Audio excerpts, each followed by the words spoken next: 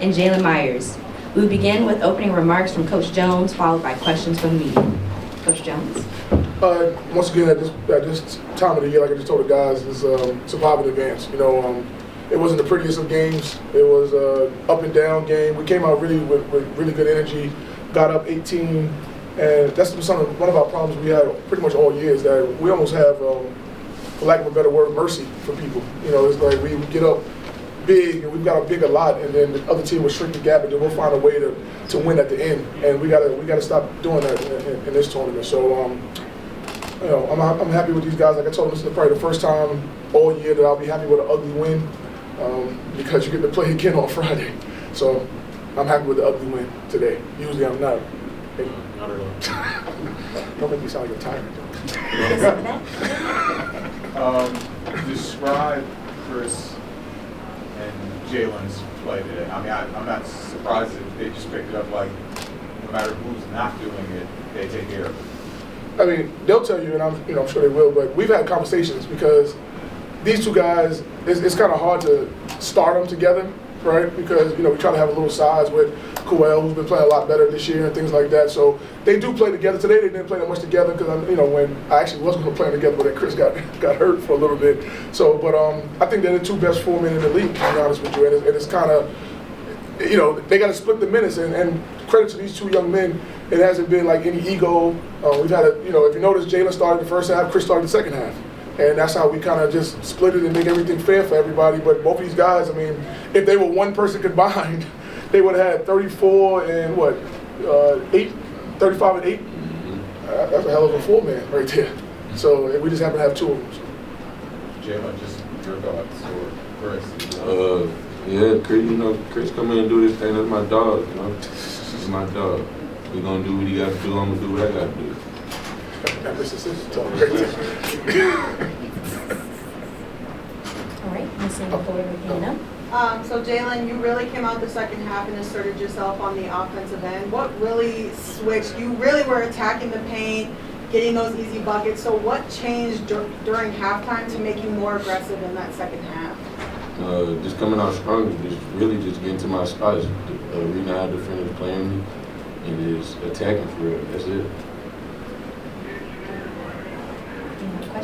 Yeah, big advantage points in the paint tonight. You guys really tried to attack inside. The threes weren't falling. Is that kind of what the thought process was in the second half? Just the threes didn't fall in the first half? I think we're not a big three-point make team anyway, but we still score a decent amount of points. And we shoot a really good field goal percentage. I mean, we were coming into the game number 10 in the country in field goal percentage. I'm sure that probably went up a little bit with us shooting 56 today. But even when teams play a zone, they play a zone because they think that we can't shoot.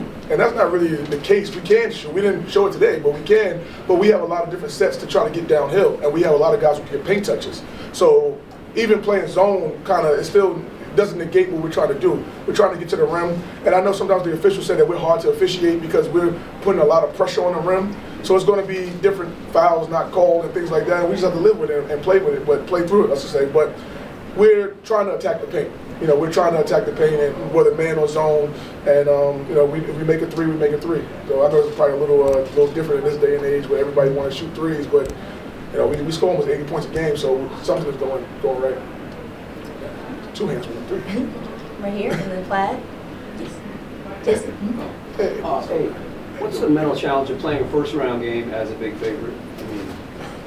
Well, I think that I don't know. I mean, we were a big favorite.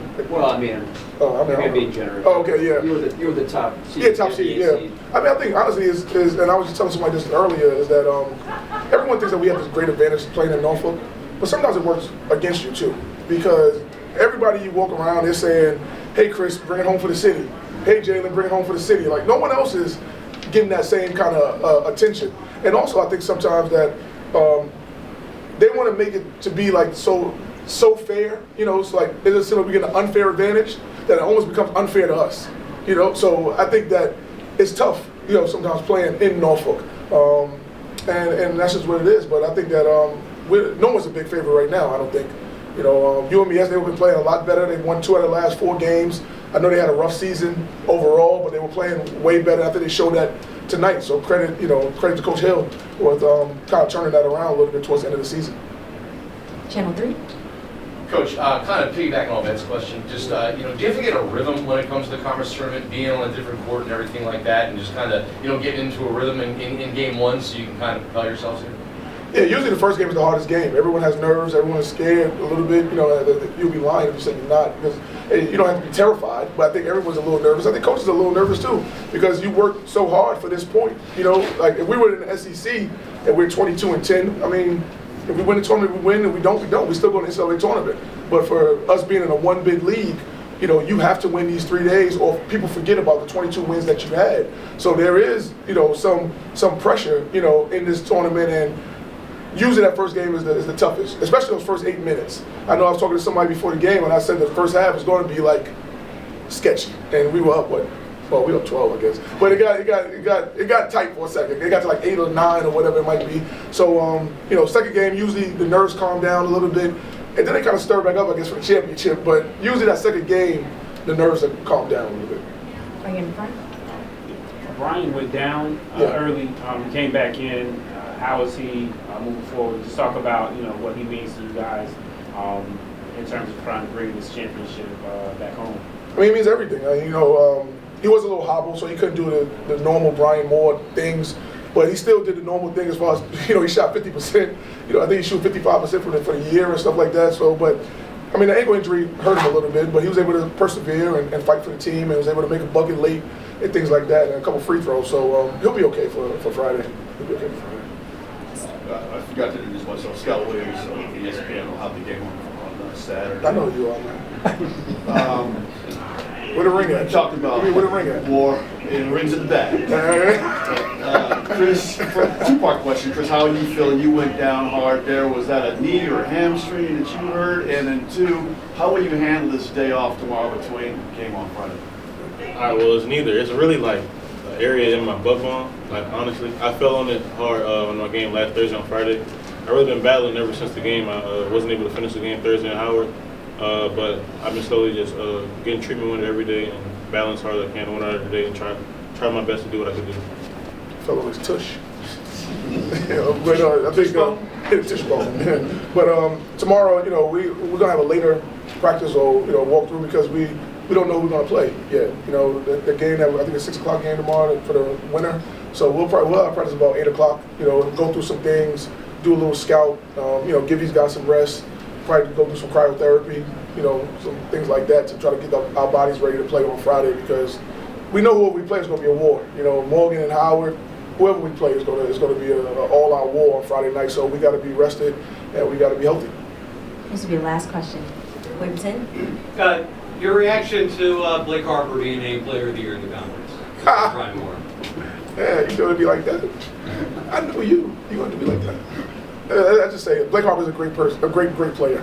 He's an absolute great player. He's a great freshman. All those great things. I can't say anything bad about the kid as a player because he's a good player, man. I know Kenny probably don't want to hear this, but I hope he's not there next year. I don't want to deal with him again, But I hope he's not there next year. But I know Kenny don't want to hear that. And Kenny's my man, so it's all good. But I do feel like Brian Moore should have got the Player of the Year. I do think that winning matters. I think that, and once again, Howard had injuries and things like that, but I think a team finished 7-7 and 12-19 over a player that was on a 21-10 team that finished 11-3. That's kind of hard to justify, in my opinion. And, Blake did a great job. He averaged 19.5, but it's not like Brian averaged 12. He averaged 19 as well. So it's a 0.5 different, and that, even he was, I think Blake was third in assists, Brian was 6th in assists. So it's right there. But it's like winning has to matter in some way. And maybe, I know with your question, the fans probably want to see now Blake versus Brian on Friday. And, I'm sure Morgan got something to say about that, but that's what they probably want to see. And maybe we'll see it. Is there any closing remarks? No, thank you for everybody coming out. Good night. Thank you. This is actually the most people I've seen in here. Where's why you at? Oh, you're not here? This is actually good. Sometimes it'll be 3 people here.